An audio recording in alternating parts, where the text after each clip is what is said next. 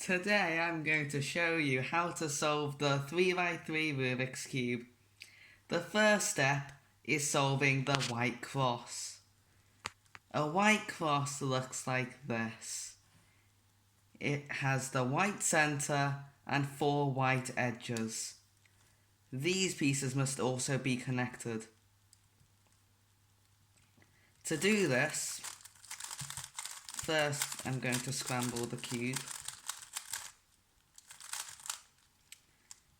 You first have to put the 4 white edges onto the yellow centre.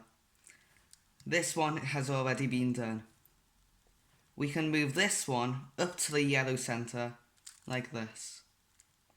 Then we look for another one. If we move the white edge up first, then this edge will be moved out of the way. To solve it, you would first move the side over and then move this side up. And then this edge is on. The final white piece is right here. This edge needs to be flipped.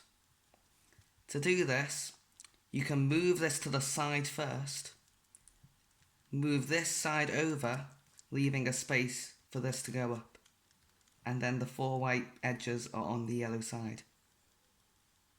Then you have to connect the colour to the matching centre.